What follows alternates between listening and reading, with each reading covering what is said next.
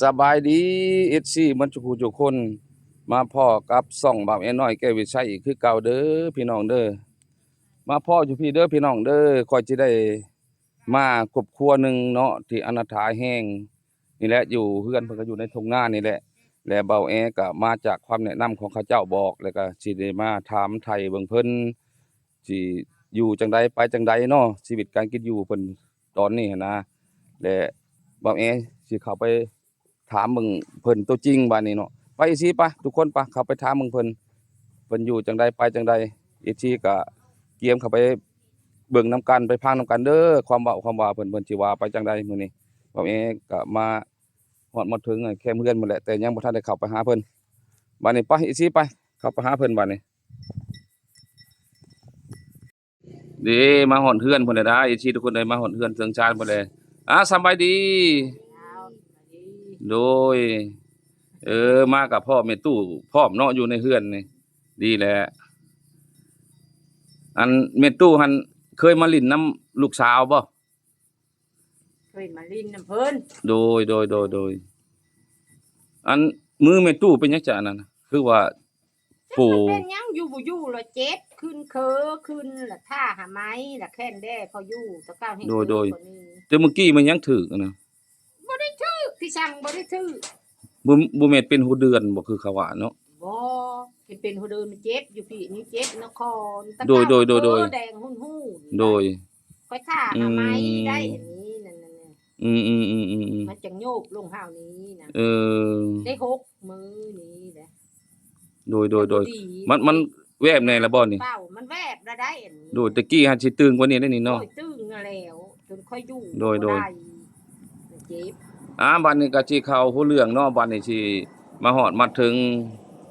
เพิ่นแล้วก็สิได้ถามเบิ่งลาวเนาะตัวจริงบัดนี้คือว่าลาวกับครอบครัวทุกข์ยากอนาถาขาดแคลนนั่นแหละบ่มีหยังคือเพิ่นว่าแหละและข้อยมาแล้วข้อยอยากถามเขาเรื่องเลยนะอยากถามเจ้าว่าตัวจริงหันนะแล้วอยาก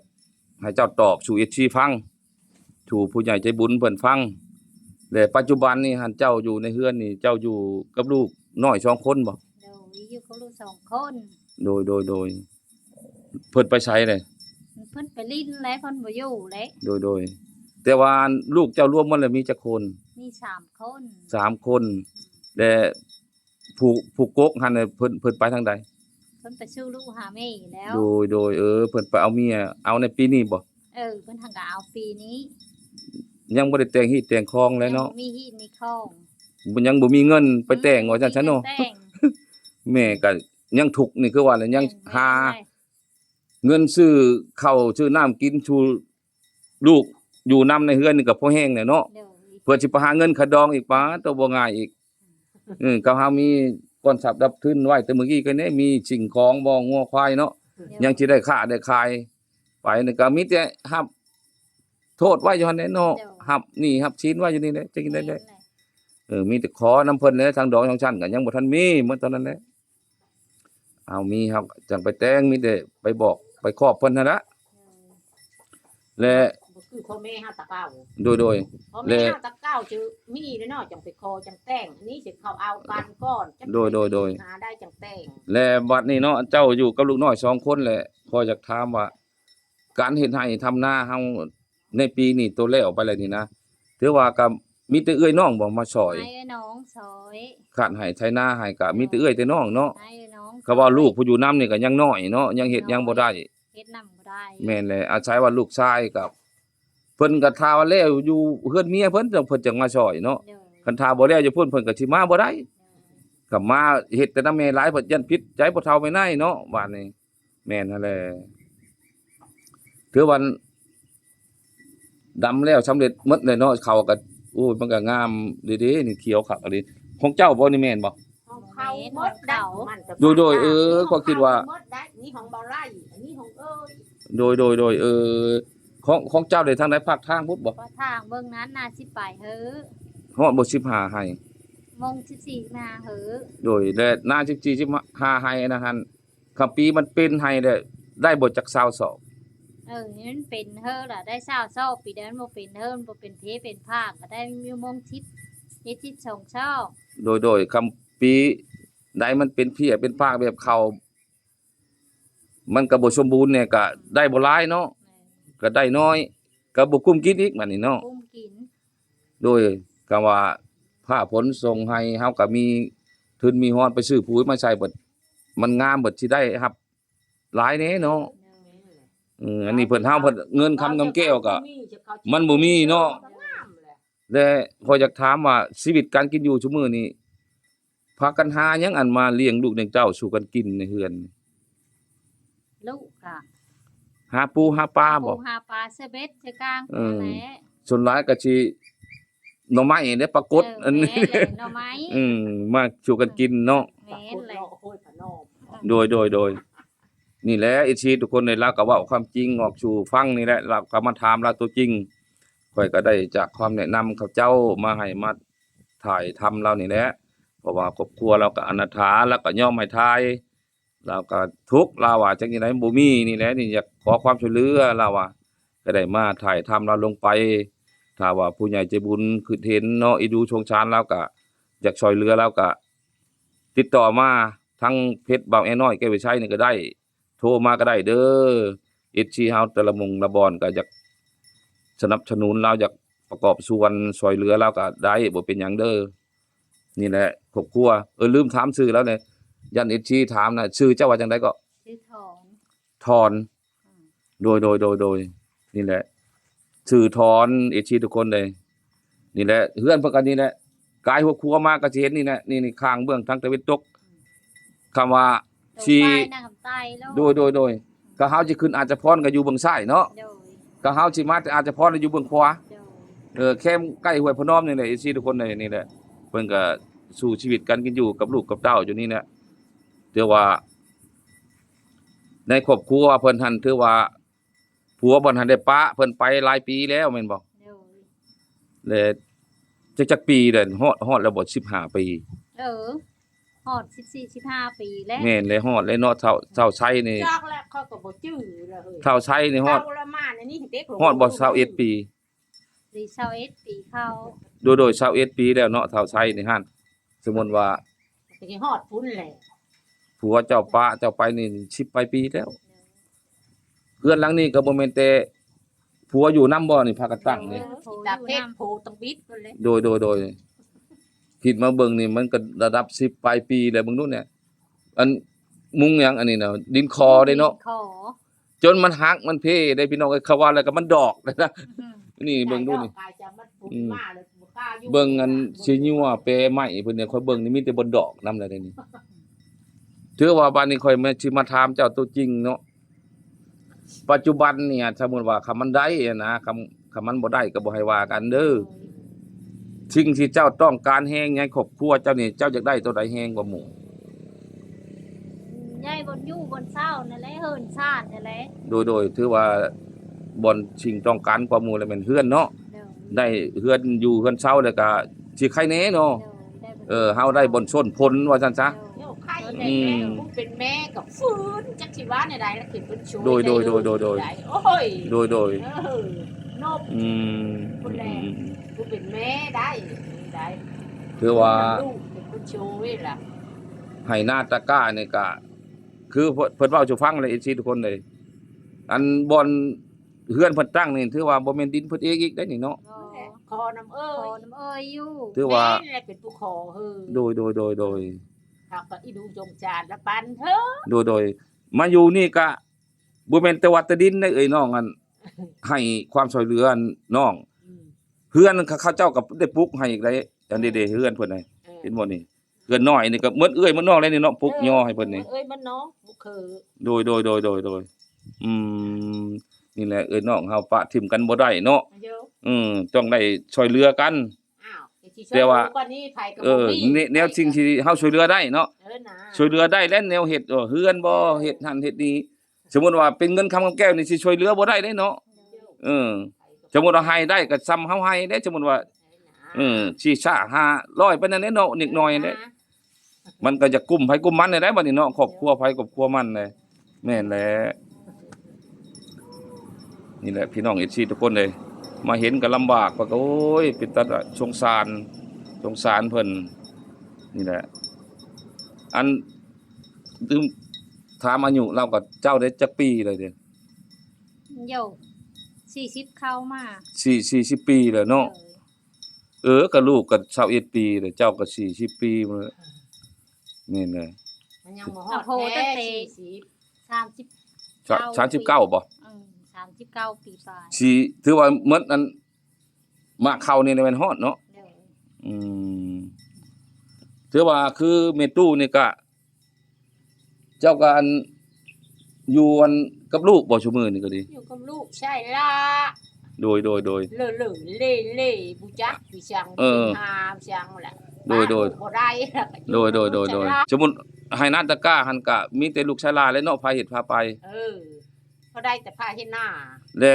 การสิดำนี่ก็มีแต่ลูกเต้าแต่ละบอนและไปช่อยเนาะ อ้าวลูกมันนั่นแหละ โดย เฮ็ด ไป ทึบ แม่นเลย ชื่อ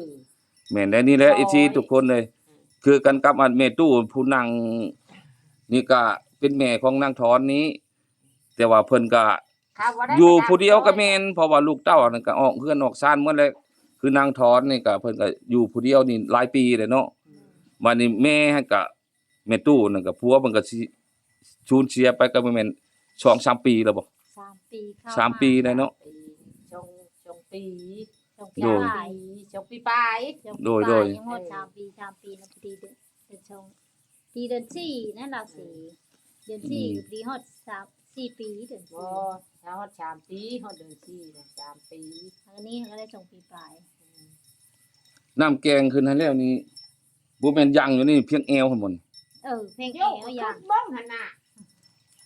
อัน ยังบอกลาดทางถึงยังช้ำฝ่ามือ โดย จักเพลงแอวจักเพลงใดเล่นเนาะ โดย สิแม่นนั่นแหละ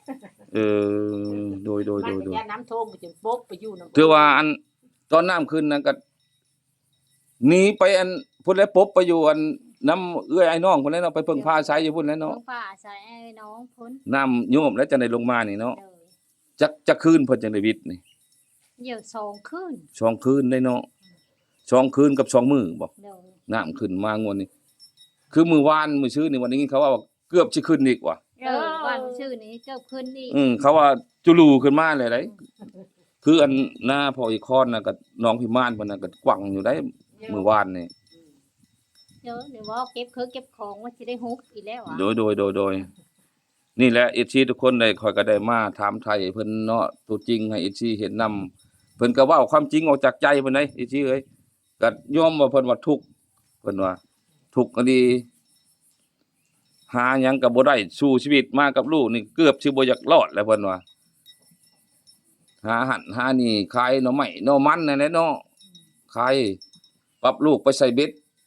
ใส่หยังได้เพิ่นเอาไปขายน้ำกินน้ำเนาะพอได้เงินมาใช้ในครอบครัวซื้อบักพริกแป้งนัวแล้วเนาะเบิ่งก่อนอยากใช้ข่อยก็เข้ามาก็สิเอากำลังใจให้ก็สิบ่หลายแหละช่วยเหลือกันไปนี่แหละ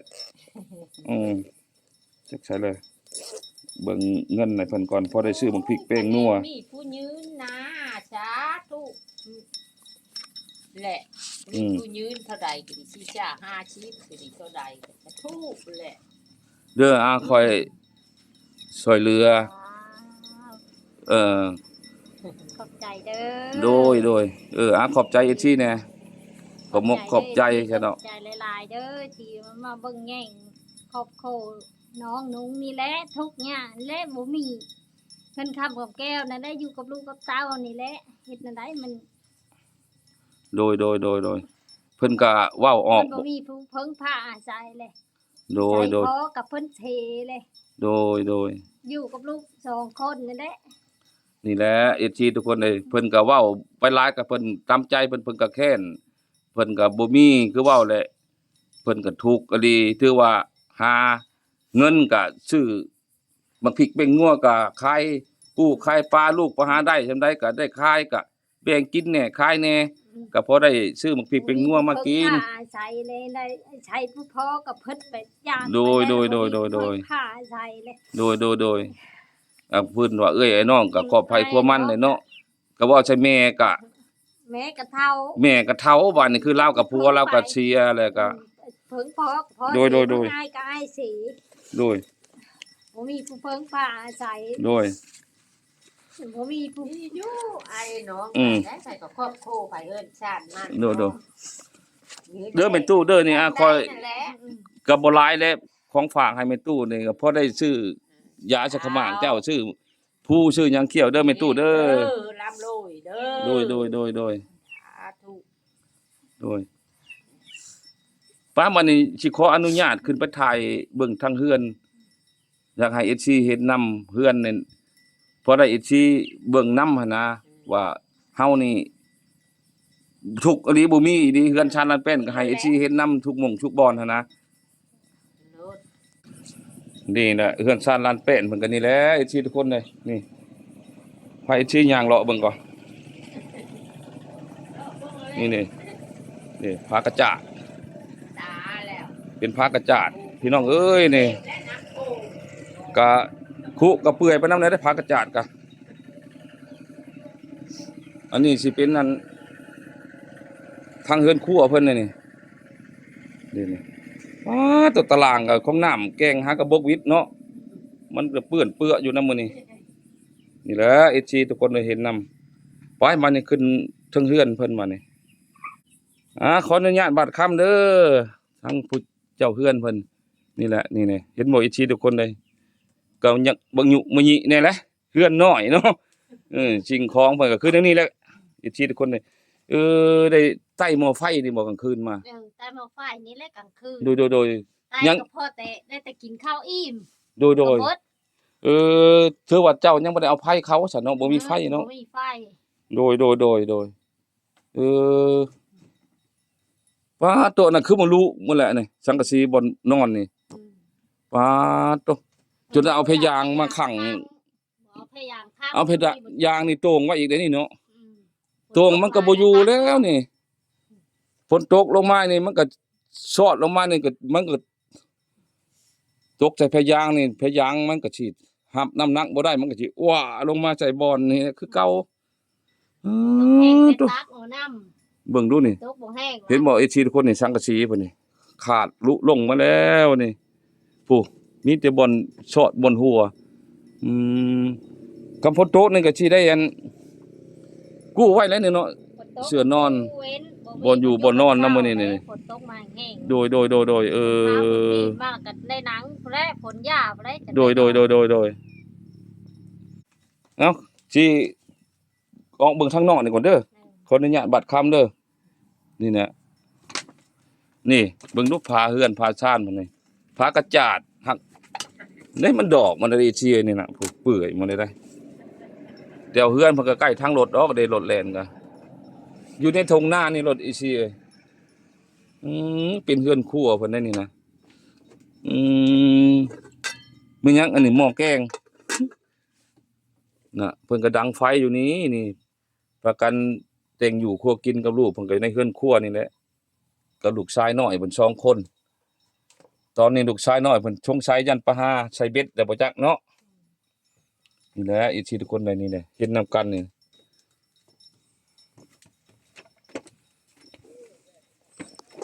แหละเนี่ยนั่นแหละเนาะวันนี้ก็ข่อยก็ยังสิได้เข้ามาหาอีกเทื่อนึงอยู่ดอกอันนี้ถือว่าเป็นครั้งตับอิดเนาะอันนี้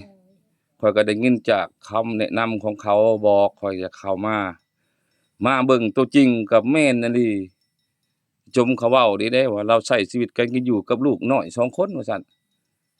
ถือว่าเฮือนในทุ่งนาแหละว่าซั่น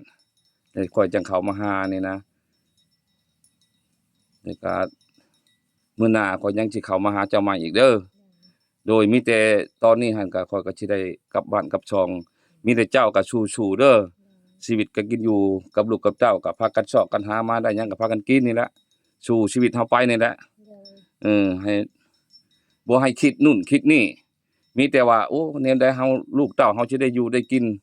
แต่ก็เซาะมาแล้วก็พาลูกพาเต้าเฮากินให้เขาใหญ่บางเทื่อเด็กน้อยเขาใหญ่มาบางเทื่อเขาสิฮู้ความนะบางเทื่อเขาเป็นมกเป็นใจเด้มีแต่ตั้งใจเลี้ยงลูกเฮาละ มีแต่ให้เจ้าสู้ๆอย่างเดียวบ่ให้ท้อบ่ให้แนวคิดว่าโอ้เฮานี่ทุกข์อลีอลอนี่มันสิบ่ฟื้นฟูไปกว่านี้บ่มันจักว่าสิทุกข์กว่านี้แล้วบ่ให้คิดนั่นน่ะมีแต่ว่าเฮาทำใจสู้ๆไปอย่างเดียวเนี่ยใดสิ่งที่เฮาสิได้มาใช้ในครอบครัวเฮาก็เฮ็ดอืมอย่ามันจักจังได๋แหละคือเพิ่นว่าแหละเนาะมันก็มีผู้ทุกข์แล้วก็มีผู้หัง อืมแต่ว่าเฮาเลือกเกิดบ่ได้เด้เรื่องความทุกข์นี่คือเพิ่นว่าแหละทุกข์นี่ก็ทุกข์ก็เฮาทุกข์นี่ก็บ่อยากมีพี่มีน้องเพิ่นว่าแหละ แม่ เออถือว่าเฮามีก็เอื้อยน้องบ่อึดเฮาทุกข์นี่ก็ป้าลุงก็บ่อยากว่าลูกว่าหลานนะโดยนี่แหละเนี่ยนั่นแหละสิมาฮอดนี่ก็สิขอขอบมกขอบใจนำน้องหลายๆเด้อบัดมื้อหน้าอ้ายจังสิมาหาน้องใหม่มื้อนี้ข้อยก็สิได้อำลาพาจากบัดนี้ทาง FC เฮาก็สิได้อำลาพาจากหมดทุกผู้ทุกคนเด้อบัดนี้ถือว่ากิฟนี้เนาะก็ขอให้ FC เฮาทุกคนอยู่ดีมีแรงความเจ็บบ่ให้ได้ความไข้บ่ให้มีให้มีแต่ความสุขกายความสบายใจบัดนี้เนาะถ้าติดตามคลิปหน้าคลิปนี้คำว่าจบบัดนี้